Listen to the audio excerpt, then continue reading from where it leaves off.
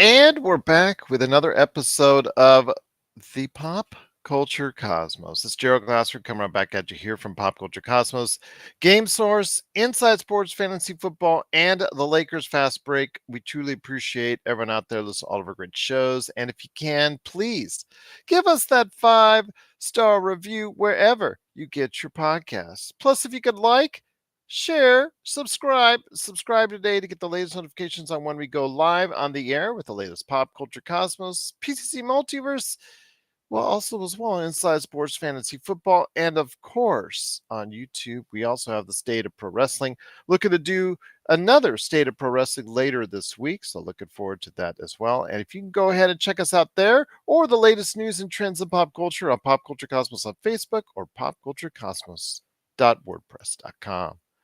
But it wouldn't be a pop culture cosmos without my good friend, a guy that you need to go ahead and still take a look at what he has to offer at happyhoardercollectibles.com.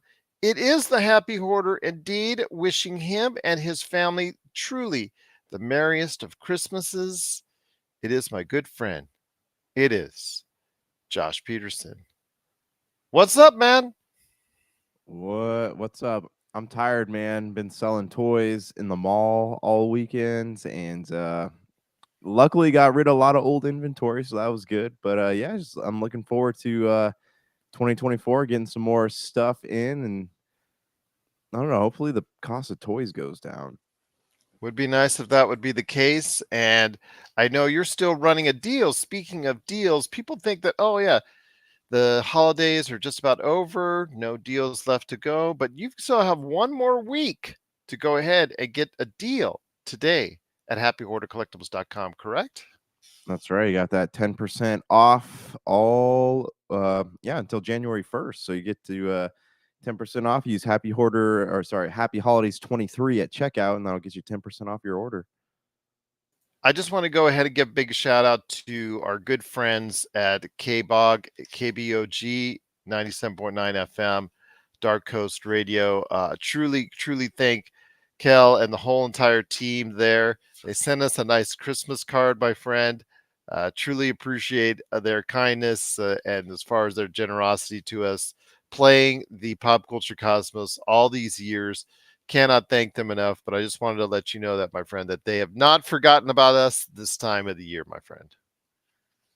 Yes. Thank you, all supporters. We truly appreciate it. Absolutely. But big shout out to KBOG 97.9 FM. Of course, again, Dark Coast Radio, just truly tremendous. Big shout out again to you and appreciate all the radio stations, every from alternative radio, alternative twist radio, to all the different radio stations around the world that play us right here at the Pop Culture Cosmos. Let us know. We want to give you a big shout out too. Go ahead and pass the line to us, popculturecosmos at yahoo.com. But cannot thank you enough for supporting us, including all the audience members around the world listening to us at the Pop Culture Cosmos. But my friend, it is a great time. It is the time we get to report on a lot of things going on in the entertainment industry. We thought, it's close to the end of the year. Things are going to slow down. No, no, no. It is the busiest weekend of the year for movies, with a ton of movies coming out, whether they're trying to get your fancy to get you in there or whether they're trying to impress Oscar voters. Man, just a ton of movies to check out this weekend at the movie theater, my friend. Yeah. I've been seeing Aquaman's been underperforming as everybody thought it would. Yeah, it's pretty much called that. I will tell you right now, they do lead the way, but unfortunately, it is severely under what the first movie did.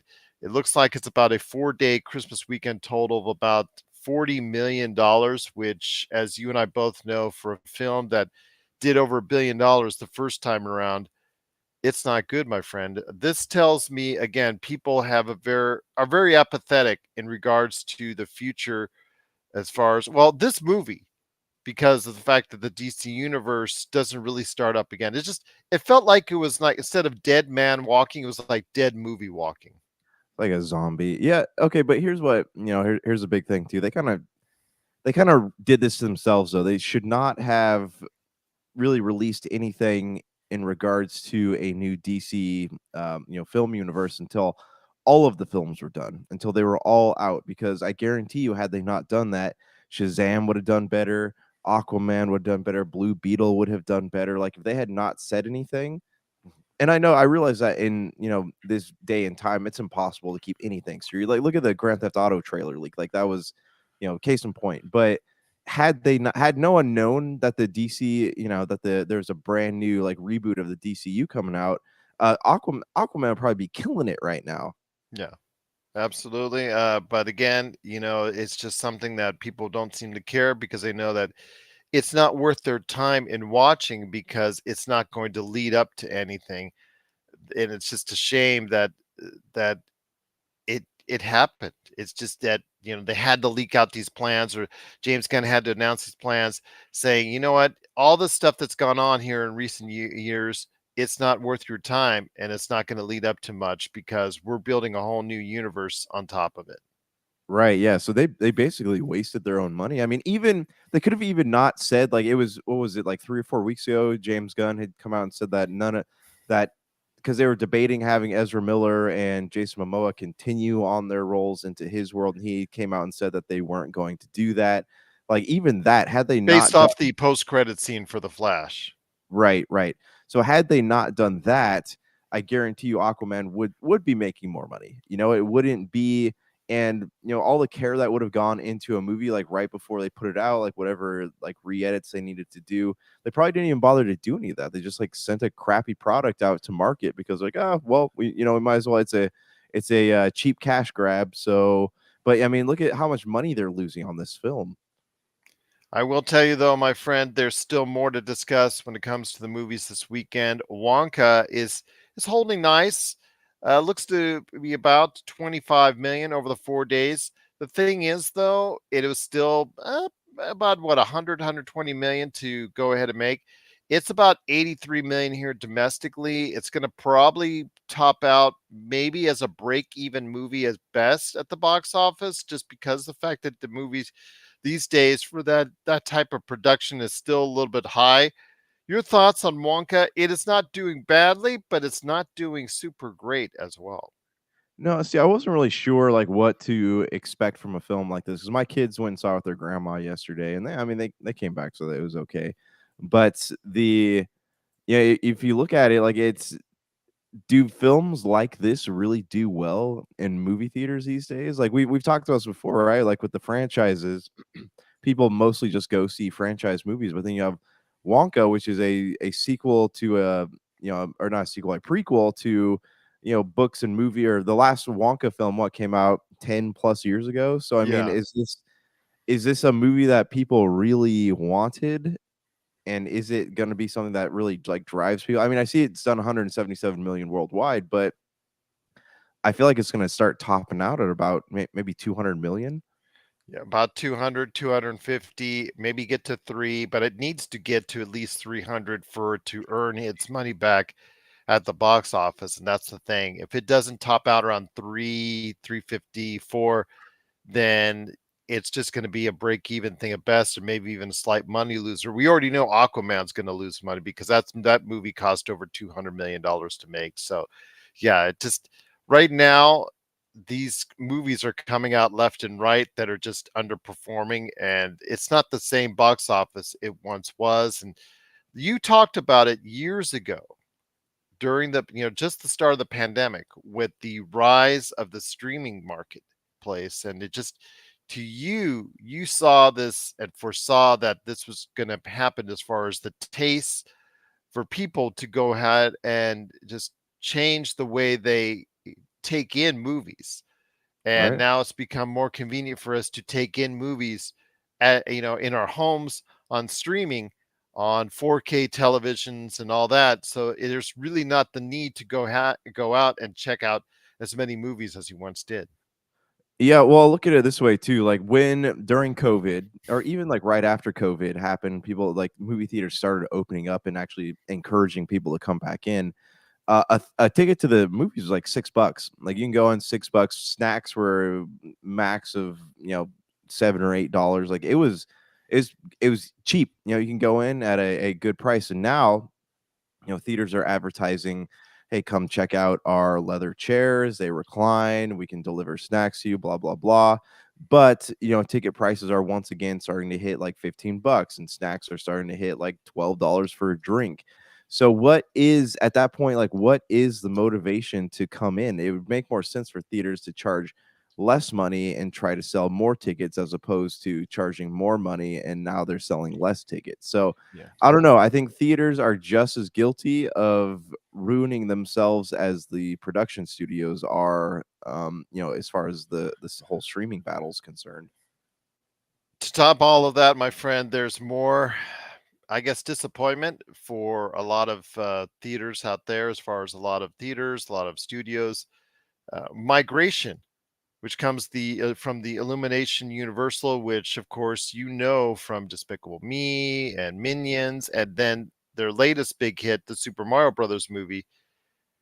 They couldn't repeat the same kind of success with a totally new IP called Migration. That is looking to do about 12 million over the course of 4 days here domestically, and actually, I'm sorry, 17 million over the course of 4 days. That's got to be disappointing because that's not a cheap movie to produce either. This was a brand new IP. This was a gamble, and it looks like it's a gamble that Universal and Illumination ultimately are going to lose. Yeah, I mean, animated films, or sorry, animated films, computer, whatever. It's all hit or miss, right? It's they're either going to do really well or they're just not going to do well at all. Some of them will fly completely under the radar, but I think it's okay for them to have a bad film come out. Especially with Super Mario and the talk of a Super Smash Brothers movie coming out, Super Mario 2. Like I think and Minions, it's okay for them to have a bomb in the midst of all these hits. Not Whereas okay if you're running Universal right now. You're right, seeing the right. bottom line. But look at it. Disney has put out bomb after bomb after True. bomb, and Universal has a lot better chance of putting out something better and recovering that loss than Disney does right now. What's crazy? I'm actually looking at the box office stats for this year. Is that Mhm. they've sold about $9 billion worth of tickets. So I mean, like pre-COVID 2019, we're at about $11.2 billion. So I mean, I guess if you look at that, I don't know where these stats are coming from. I don't know if they're counting what do you call it? Well, the Their market's just not the same as 2019, man. No, no, I know, but, like, even going back to, like, 2008, like, it was 9.7 billion. They had a few years of it climbing over 10 billion, but, I mean, it's not the box office numbers aren't terrible, but I guess they're just not putting to me, I don't know how you feel, but it just seems like there haven't been, like, movies that have come out this year that people have really been on fire about. The event movies, they're not there. Mhm. The Barbenheimer experience was the only event movie experience that people needed to go ahead and check out, or Super Mario Brothers, because that was such a great family event as well. But yeah, outside of that, I mean, even Guardians of the Galaxy 3, it still performed well, $800 million plus, but it just Yeah. didn't do the kind of numbers I think that even a anchor for Marvel needed to do. And then, of course, we've seen the failures for Marvel, pretty much throughout the year, and DC is same as well. So yeah, you're right, my friend.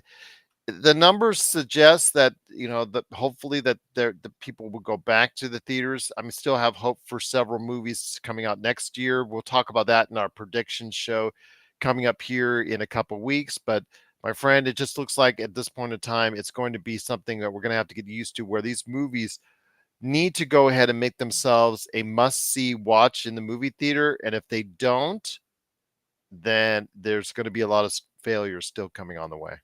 Yeah, okay, so I got one more closing thought.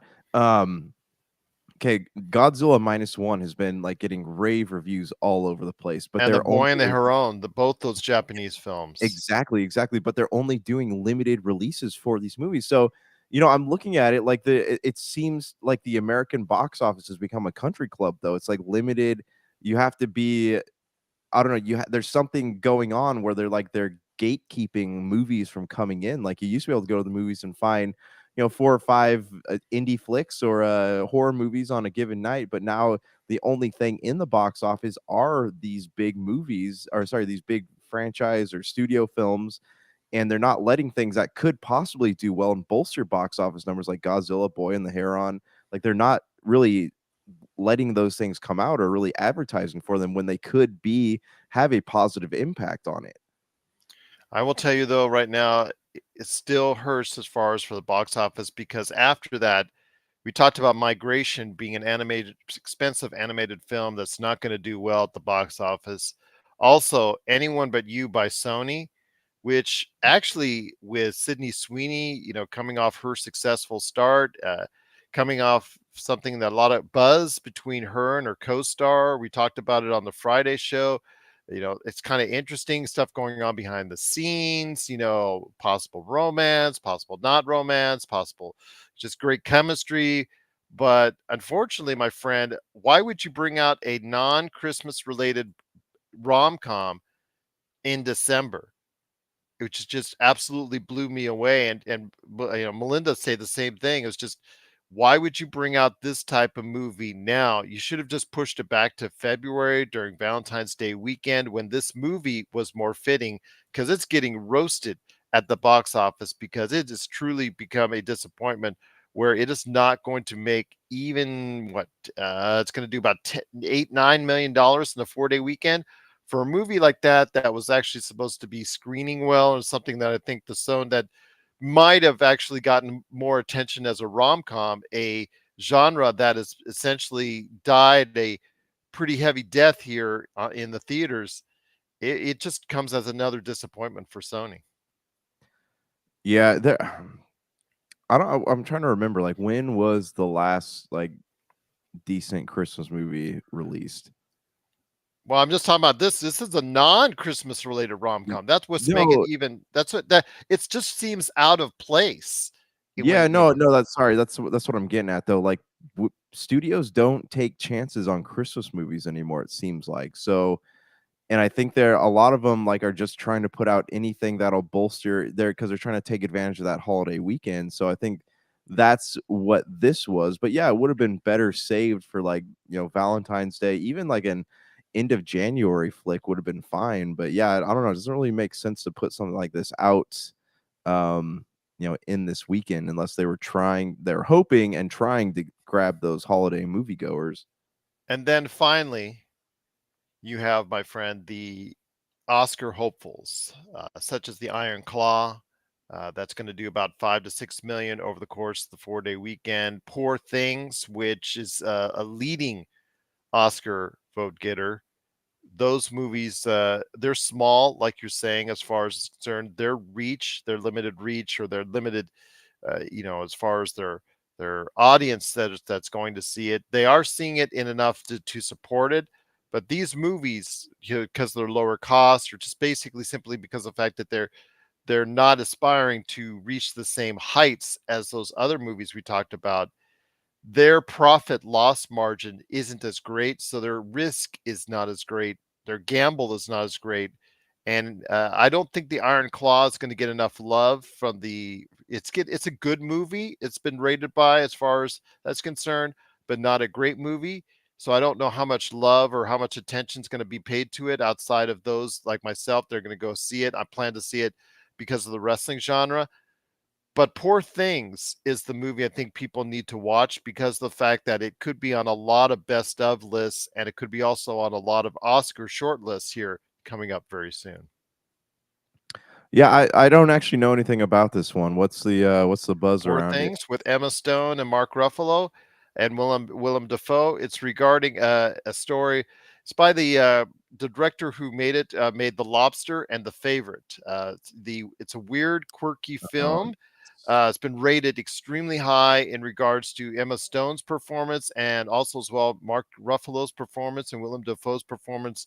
It's basically about a woman who commits suicide, who has a baby and or has still in the womb, but the scientist brings her back to life, but puts the baby's brain in her as far as bringing Emma Stone back to life with the baby's brain, and you try to see and you watch her develop, and all this about awakening and developing as far as that's concerned. Mark Ruffalo plays a seedy, despicable guy, a cad per se. He's just a scenery chewing role. In other words, like Mark Ruffalo, like you've never seen him before, basically steals her away, and they run off to Paris, and her adventures start from there. So I can't wait to see this movie as well. Heard nothing but great things. Her performance is being talked about as far as one of the two or three best for best actress this year. Mark Ruffalo, same thing for supporting actor. So yeah, definitely something I think people need to go out of their way to see. And if you're into the weird, different indie, quirky movies like this, hopefully you'll get a chance to see Poor Things. Yeah, actually sounds kind of fascinating. I do remember The Lobster, right? That's the one where he, Yeah, like, had yeah, to find love or he'd turn into a lobster. Yeah, that's correct. that was an interesting one. So, yeah, I mean, I might, check this one out. But that is the holiday box office, just to let everyone know, give it everyone an update. It's not quite the I guess the venture people are going to check out. There's no movie that really stands out as far as being a hit this box office season. I think the studios, when it comes down to it, when they come back for their Christmas break, are going to be kind of disappointed because the receipts are not exactly what they wanted to. Josh called it right as far as saying the success of the two Japanese films, The Boy and Her Own and Godzilla Minus One, because they both have scored well here, but they've also scored huge overseas, especially in Japan. Those two are probably be to the best performing movies overall as far as from a profits loss ratio. But the other movies that are out there, if you have a movie that you're going to go ahead and check out over the holiday season, please let us know. Maybe even the holdovers, which is later, pretty much down on the list, but still a movie that's going to be thought of as a best of. Could also Napoleon, Trolls Band Together, Wish, which movie you're going to go ahead and check out. Please let us know your thoughts. Popculturecosmos at yahoo.com. Well, my friend, before the break ends, I wanted to go ahead and ask you your thoughts on this real quick. Did you get it? Well, actually, you might go into it for a little bit while longer, but Melinda and I talked about on the show on Friday about Sony's. I guess the word and data came out that Sony will have outsold Xbox this year domestically 3-1 as far as the PlayStation 5 over the Xbox Series S and X. Your thoughts on this, my friend, because I have plenty on the actual, I guess, domination by Sony and PlayStation in regards to their outselling Xbox in the US 3-1, and even more so because the Xbox marketplace has really fallen on hard times in Europe as well. Yeah, oh, hold Gotcha, on. I got you. Oh, was I not muted? Oh, that was You weird. were Okay. I unmuted you at you, but I was good trying to time it right when you spoke. Oh, my bad. Sorry, it's like my trying to tell my kids to be quiet, so I muted myself, forgot. Anyways, so I do have a few thoughts on this, alright? So, Yeah, take your PlayStation. time. We got a lot of time, man. Okay, alright, good, good, we're gonna need some. PS5, the console sales are weird because it's really hard to tell anything. How many of those sales were, I mean, and but this is both for Xbox and PlayStation. How many of those sales were bots? How many of those console sales were bots in the beginning, right? Because people were scalping them, so they're setting these bots to buy like hundreds and hundreds of these units.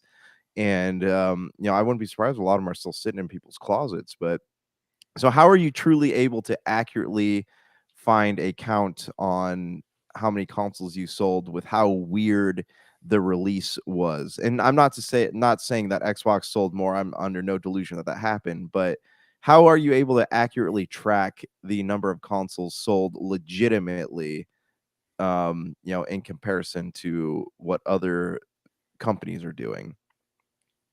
That's tough to say, my friend. I mean, I'm thinking this is more of a legit year. I think the bots issue is less because PlayStation 5s are more available than they have Oh, been sorry, I misunderstood. Is it just in general, or was it just just just this this year? year, just this year, Oh, gotcha. 2023. So Okay. 2023 it is reported data sales that PlayStation has outsold Xbox Series S and X 3-1, and then also as well, the marketplace in Europe has been dominated now this year by PlayStation. So your Well, thoughts I on that, mean, my friend? it kinda makes sense. It really does, because you look at it like Xbox is doing a great job of supporting things on every other platform except the new console, right? Like, we look at they're still supporting Xbox One, like, a high majority of the games that are coming out are available to play on Xbox One, that, their Games Pass, they're available to play on PC. So how many people out there are truly being, "Oh, yeah, I should go buy an Xbox Series X to play games," when they're not even creating anything right now? There's 2 or 3 titles that are Series X only, but most of them are still being produced on all consoles, whereas Sony is finally taking that step and moving into the next generation completely and making things exclusively to the PS5. So now there's motivation to go out and buy those consoles, whereas with Xbox, there's not really a lot of motivation to do that. I think it's just been an issue where Xbox just had such a bad start to the year. Despite Hi-Fi Rush, they just didn't really have anything to offer, and then Redfall was absolutely a miserable outing. That's inexcusable. Such a high-profile release just fell flat for them. But also as well, during that time, PlayStation just kept chugging along. It has the first party software, that's come out this generation to support what people are interested in, and it didn't come until Starfield where people, oh, Xbox does have something. I really am faulting the fact later in the year, though, when it came to Xbox, like I told you about earlier this month, or was it late last month when I purchased right after Black Friday. Not only was the price reduced for Black Friday on the Xbox Series S and X, but they reduced it again. And but you didn't advertise it to anyone. Oh, You no, didn't they did tell them. not. You didn't tell anybody that you had the Xbox Series X at $150 off. That's an amazing price, 350 for the most powerful of the consoles, because the Xbox Series X is more powerful than the PlayStation 5. But you don't tell anybody about this. The Series S, one of the best values in gaming. You don't tell anybody about this, that you've reduced it to 249 or below. You don't tell anybody this here in the States. You don't advertise it. All I see is 4.99 ads for the Super Spider-Man bundle, Spider-Man 2 bundle on the PlayStation 5. All I see are ads for that. But you don't tell anybody it's going to be that, as far as that's concerned. You don't tell anybody that it's on sale. No, no, you don't. That kinda came out of nowhere, Yeah, and and all it's just a and I shame that you don't advertise it, because people would be interested. it's almost like they didn't want people to know, right? They were like, a move out of desperation, cut the cost of this console, but we don't wanna sell a lot of them, so we're not gonna tell a lot of people. So that was, yes, that was interesting, and also, a big factor is look at, like, when the Series X was originally announced, right? And they're showing us, like, this, "Oh, we have this studio and this studio, and they're working on this game and this game." How many of those games have actually been released? Like, 1 or 2 that I can think of off the top of my head? So I think people are looking at it too. They're like, well, Microsoft still hasn't laid out any solid release dates for everything. So if I'm going to buy a next generation console, I'm going to go to Sony, because at least they have, a lot of, release dates announced, and I know when I'm going to buy something, I know when I'm going to be able to use it for the stuff that I want to use it for. Whereas Microsoft, you're going out, say you're buying a Xbox for, the next Gears or Halo, or even Hellblade, right? They haven't even announced a release date for that, but No, it they're just said 2024. right, right. So you're like, I want to play the new Hellblade, so I'm gonna go out and buy one. When are you gonna be able to play it? I don't know. I don't know. It's possible it might not even come out till they might push it to 2025. Whereas you can go like, but I do want to play the new Final Fantasy game, and Sony's already announced a release date of February for that. And we got Death Stranding 2's coming out next 20, I think end of 2024 or Yeah. 2025, somewhere in there. Um, so I know what to expect. Whereas like Or Microsoft, OD, that when that's coming out, as far as that Mhm. special project, from Kojima with Xbox on that, we have no idea. That was just to No, introduced as a tech demo.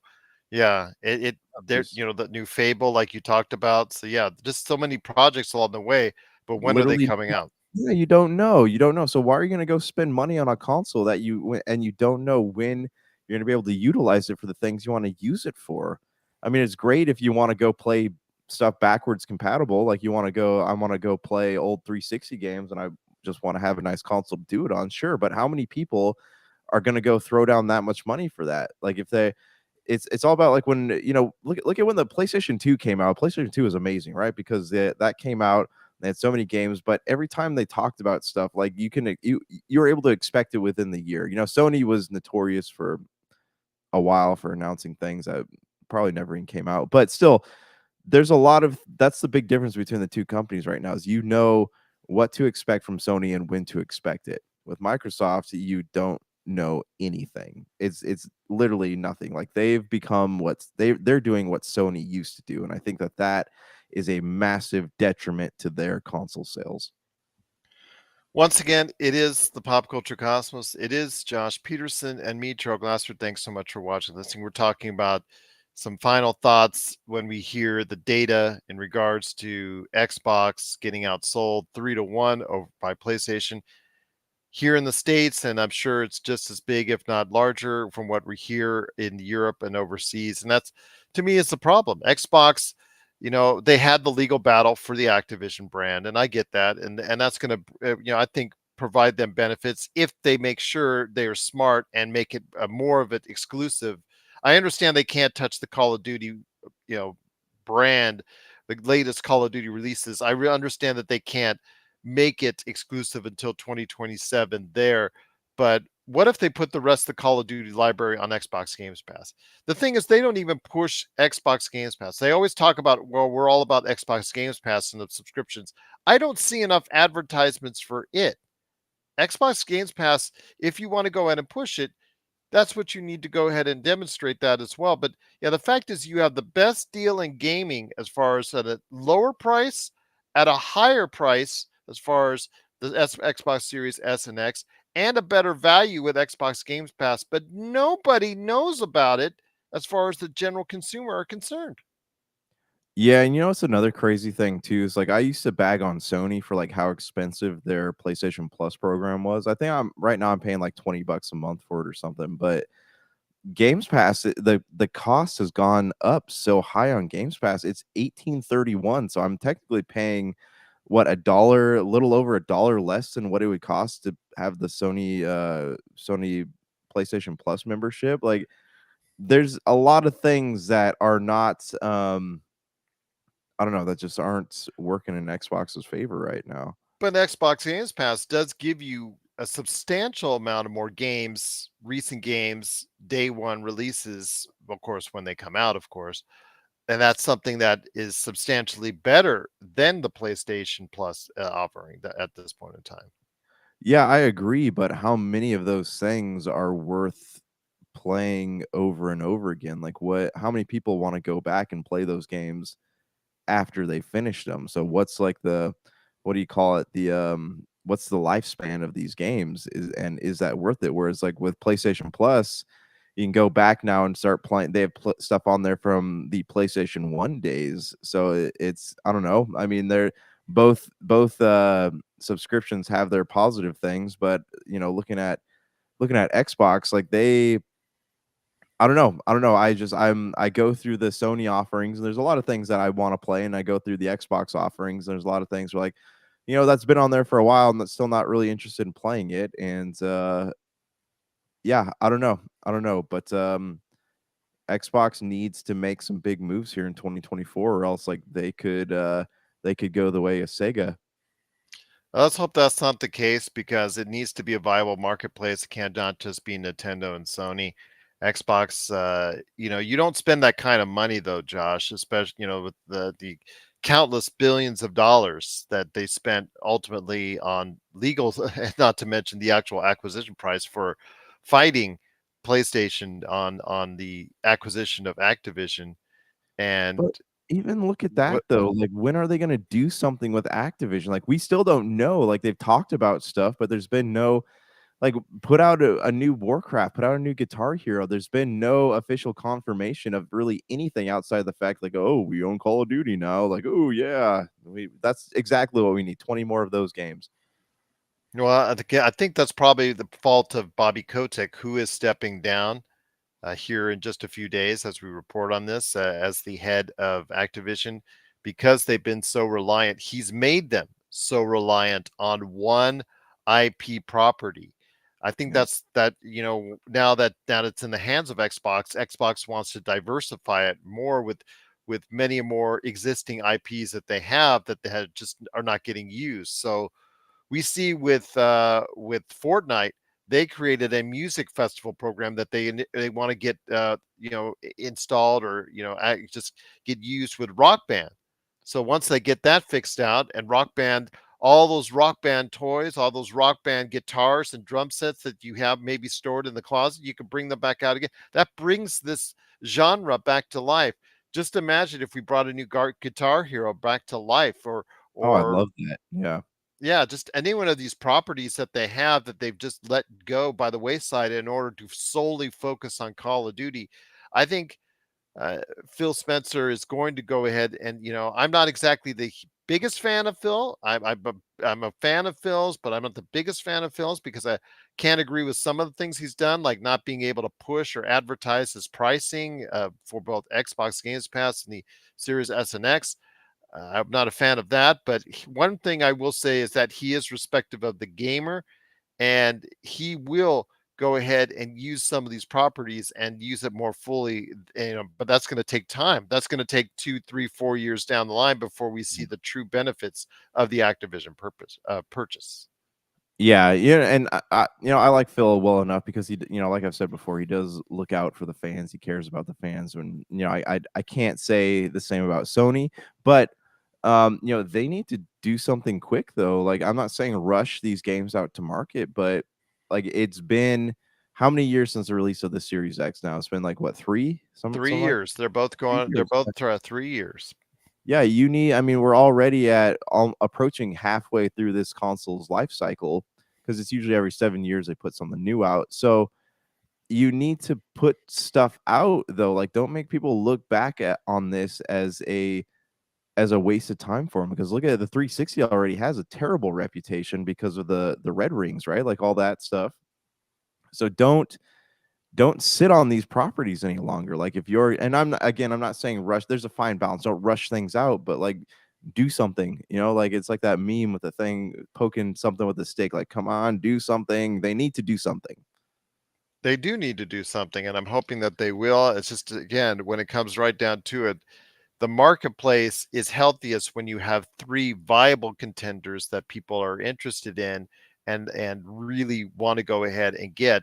And it's just a shame that Xbox had this opportunity, had this window this holiday season to really gain a better foothold in the marketplace by simply advertising and pushing out there the reduced prices for both the S and the X, and they just didn't get it done. You had to find this out through news articles, or maybe you see some sale articles from the actual retailers themselves, but most people out there won't even know that they could have saved $150 on an Xbox Series X this holiday season, my friend.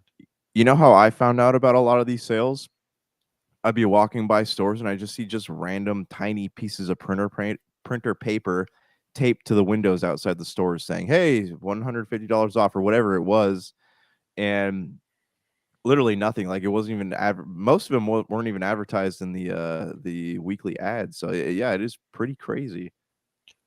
What are your thoughts out there on the current marketplace for video games? Is it going to be something that you're going to continue to look into? Do you think PlayStation and Nintendo's coming out with a Switch 2 or Switch Pro or whatever it is they're going to come out with that's going to revitalize their standing in the marketplace? And of course, the PlayStation 5 is just going to continue to move on and move on as with brisk sales.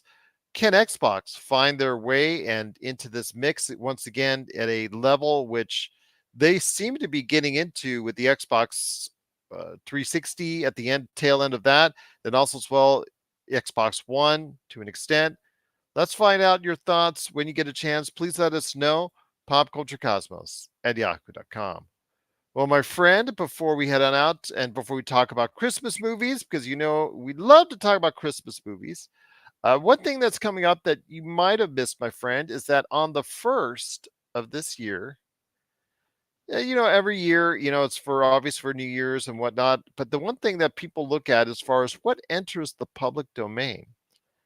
And one of the things, this will be one of the years, one of the biggest years and most important years as far as the public domain is concerned, my friend, because a certain mouse, representative of Disney and the Disney Corporation, will be heading into the public domain.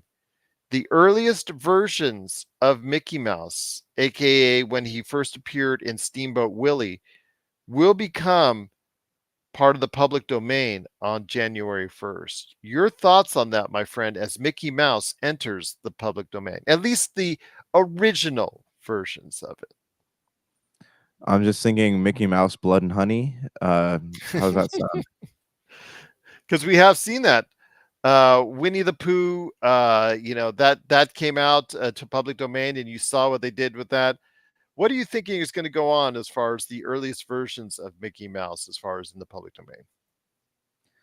Honestly, I think it's pretty safe. I think we'll see a lot of documentaries coming out where they'll be using that character and kind of talking about things because they have the ability to do that now. But I don't foresee anything, anything terrible because even though it is going to public domain, I think people are still too scared of that Disney money and what their team of lawyers might be able to do to them. So I don't think we're going to see anything like you know Mickey Mouse Blood and Honey or whatever. But yeah, I mean, I definitely I can see a few like definitely some big documentaries coming out and maybe people trying to recreate some of those old cartoons or video games even. But Disney's a scary entity, especially if you're unsure of what they might do. It'd probably be a good idea not to do it. I will tell you though, it is going to be something very interesting to see where this leads to, my friend, because people are going to start to really think, oh, I can go ahead and create Mickey Mouse, and do anything I want with it. But remember, it's on the oldest Steamboat Willie version, my friend. If they start going ahead and doing the 1950, 1970, 1980, 2000 Mickey Mouse and try to emulate whatever they're doing or utilize that, then that's going to be a problem for them. And that's going to be something where Disney's going to say, you know what, let's get our legal team out once again, my friend. I got you. I Yeah, got you. no, that's hey, good looking out.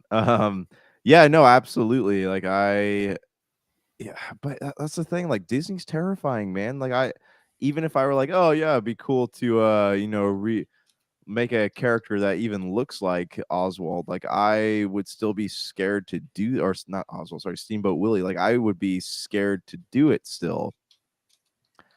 Yeah, I I, don't, I I hear you. I don't have the money to. So I think there needs to be a clear, and I think Disney knows that too. So I don't think they're too worried about it. But also though, like, what does that mean for Disney? Because they have a lot, especially at like Disneyland, they have a lot of like museum type structures that have a lot of the Steamboat Willie stuff playing in it. So uh, what is that going to do to them? Especially if you have like YouTubers filming stuff in these places and putting it up online. Like, how are they going to react to that?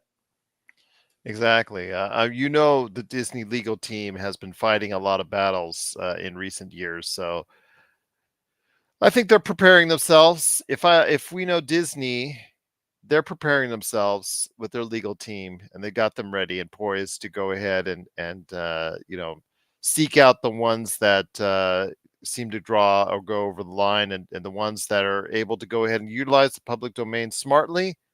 They're going to have to let that go, even though they tried hard to fight against the public domain of offering for Mickey Mouse here on the first, but unfortunately, the time has run out. So Mickey Mouse will become part of the public domain as far as the oldest versions of it in Steamboat Willie.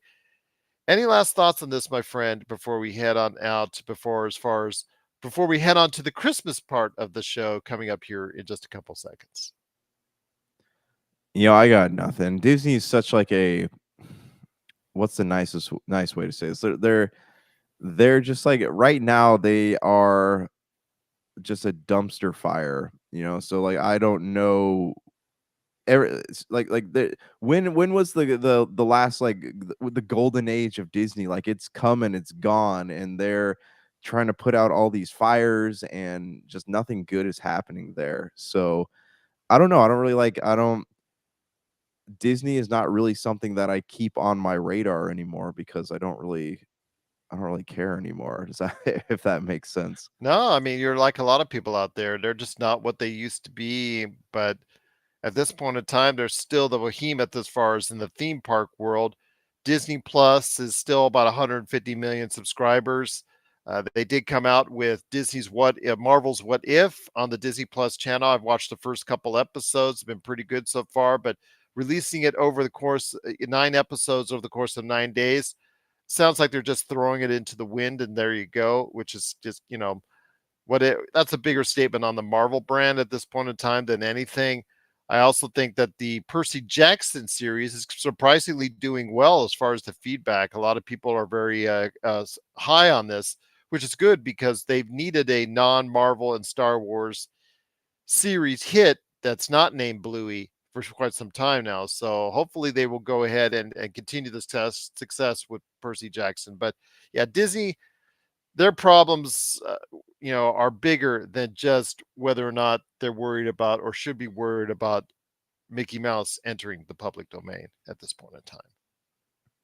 Yeah, absolutely. I agree. So I mean, hopefully the future will be better. We're all hopeful for that, but it's just not the product it used to be. What are your thoughts out there on Mickey Mouse entering the public domain? At least the older version of it, the Steamboat Willie, the original version of Mickey Mouse enters the public domain on January 1st. Please let us know your thoughts. Popculturecosmos at yahoo.com. Well, my friend, it is that time of the year, Christmas time here for the Pop Culture Cosmos. You know, it's always a great time. I had a debate back and forth with one of our youngest followers, Cool Bro, the other day. He said he couldn't be here watching today because of the fact that he's going to catch it later because he's doing Christmas things for the family. So stay safe, my friend, on this holiday season. But yeah, he is like some others out there that continuously fight on what some of our famous or favorite Christmas movies are. Because my friend, the best Christmas movie ever is Die Hard. So we always argue about this every year as far as that's concerned. You and I agree on it, but there's always arguments. There's always someone out there that says, "Oh, Die Hard is not a Christmas movie." I don't think that's correct. And in recent days, there was a CNN interview in regards to a film historian who's made a book on Christmas movies, who absolutely gave definitive proof, bullet point by bullet point by bullet point, why Die Hard is a Christmas movie. So your thoughts, my friend? Can we just put it to rest once and for all that Die Hard is a Christmas movie? Okay, so yes, I do think Die Hard is a Christmas movie because it happens on Christmas. The backdrop is Christmas. You always His hear this wife's name argument. is Holly, for God's His wife's sakes. name is Holly. You always hear these arguments of like, is a Christmas movie something that takes place on Christmas, where like Christmas is the backdrop, or is a Christmas movie a movie that is about Christmas? Because if it was about Christmas, I don't think Home Alone would be considered a Christmas movie either, because Home Alone's not really about Christmas. It's about a kid who's left alone on Christmas, Mhm. But right? I So that consider it a Christmas movie. absolutely, I consider it a Christmas movie too. So I think that people, this has become much like, does pineapple belong on pizza? It's all just a Yes, it matter of does. personal preference. Where you look at too, like I've been chatting with people because I had these giant movie poster pops where it's like a movie poster and it had three of the main characters in Funko Pop form. I had two of them for Harry Potter that I sold throughout the course of the weekend, and people were asking me like, do I think Harry Potter is a Christmas movie? And I think that that might be pushing it a little bit, because all the Harry Potter movies, since they take place over the course of the year, they have scenes that are specifically relating to You're talking Christmas, about the right? Goblet of Fire, correct? Well, Or the all of them, Sorcerer's Stone. Sorcerer's Stone. mo- pretty much all of them have some sort of like Christmas tree, or like Oh yeah, Hagrid's yeah, you're Diamond right. Christmas Yeah, tree, or yeah. something, yeah, something like that. So I mean, I don't know if I consider Harry Potter a Christmas movie, but it does reference Christmas. Anyways, here's my essential list of Christmas movies, right? We have Christmas Vacation hits number 1, and then Die Hard, and then Love Actually, and what was the other one? Scrooged, Elf. Four Christmases. I love Four Christmases with Vince Vaughn. Hmm. And then, oh shoot, what was the other one? Oh, Christmas with the Cranks. Those are my 5 favorites. Okay. Every year, those are the ones that I have to watch, and I would consider each of those to be Christmas movies. Home Alone's a close runner up, but those are the 5 that I wanna watch every year. Okay. What are Well, what with are you me, into, it sir? is it starts with Die Hard, of course. I've been so getting into it with Kubro, but also as well on the Lakers fast break. Our audience is just very supportive of Die Hard as a Christmas movie. It's like a 3-1 margin, 4-1 margin. So obviously, it's very much beloved, but also as well, if Elf. Will Ferrell's performance in Elf has catapulted this movie to a movie that will continuously be loved. Alan says Die Hard. Yes, yes, Mhm. Alan. There's no doubt that it's a Christmas movie. It's the best Christmas movie in my opinion. A Christmas Vacation is good too. I've always enjoyed that one. And then Scrooged. Scrooged is something with Bill Murray. I don't think it has aged as well. People kind of started to forget about Scrooged, but I've it's never still, I seen think, it for me. before. I've never seen Scrooge, like, I've You've always never been seen curious about. Scrooge before? Never seen it, Wow. never seen it. I've always wanted to watch it, but I just every Christmas comes and goes, and I completely forget about it. So You is it should. Bill is Murray it is really good in it. give me a rundown on the story real quick. I mean, if you had to Well, summarize it in 30 he's seconds. I don't know if he's an ad. I forget if he's an ad executive or a guy who makes commercials and things of that nature. And he's plays the Scrooge. So Oh, so it's he like a Christmas story. Yeah, he's a TV Oh, guy. okay. He's a guy in TV, and trying to get a production made, and in the process of doing it, he experiences the three ghosts, and the three ghosts are very entertaining. I think Carol Kane, if I remember, plays one, and yeah, it's really a good time, and the way they treat him, the comedy involved. I still think it's a good movie, but I don't think it has aged as well as I think it maybe it will continue to do so. It's kind of starting to get forgotten a little bit, but Scrooged is something I think is one of Bill Murray's best performances because it plays his snarky, just jerkism because Yeah. he's pretty much a jerk throughout it until the end. And that's what he does in most. Because we talk about Ryan Reynolds and his shtick, we talk about Jack Nicholson, where the roles are played to cater to him. Most roles are catered to Bill Murray's snarkism, Mhm.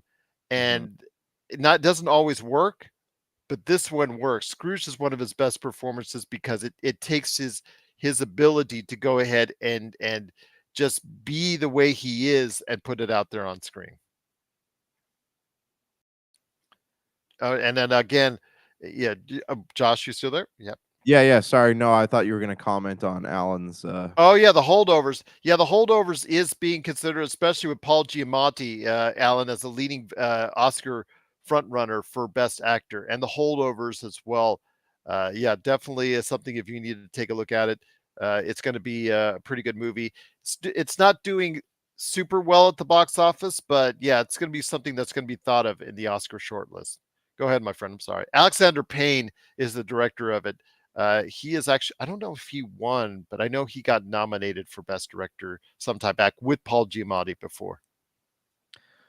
Okay, so let me ask you a question now. Where do you stand on A Christmas Story?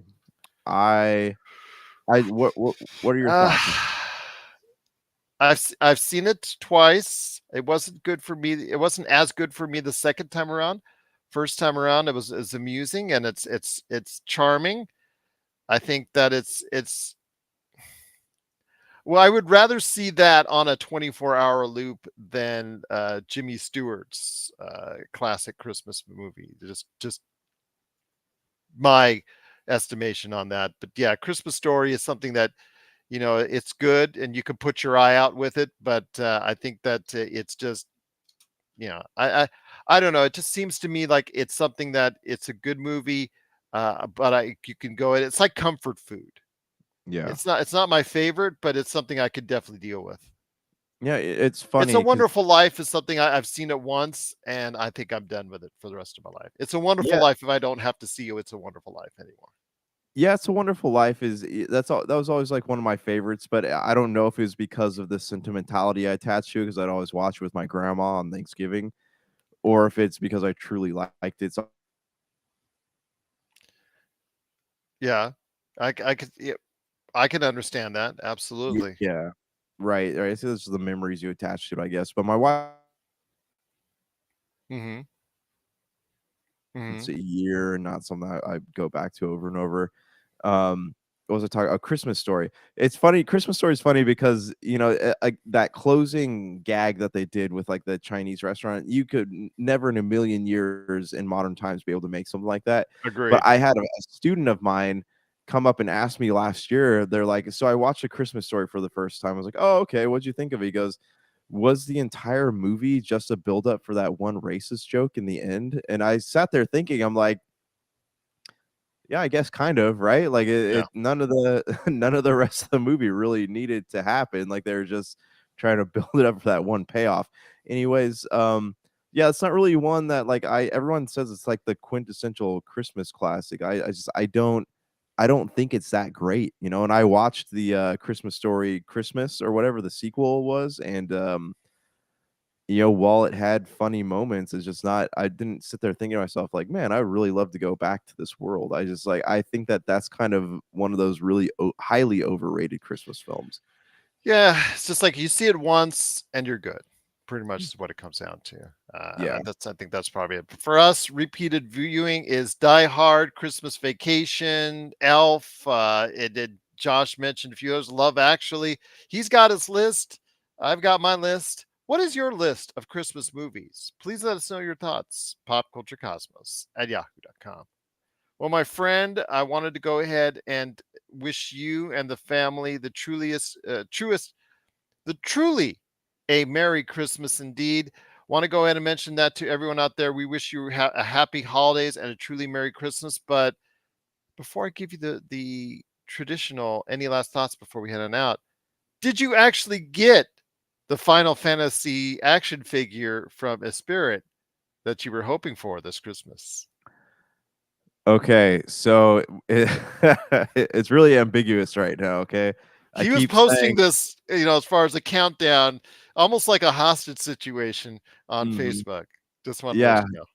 yeah, it's very ambiguous because I kept saying this morning, like, "So we're in agreement, I'm keeping this figure, right?" And she didn't say yes and she didn't say no. She's been adamant that I don't for a long time, but, I was like, "This is gonna be my payment for working so hard over the holiday season." So I think she's just gonna wake up one morning and find it in my glass case in the living room, and, that's just gonna be the end of it. I'm not gonna mention it.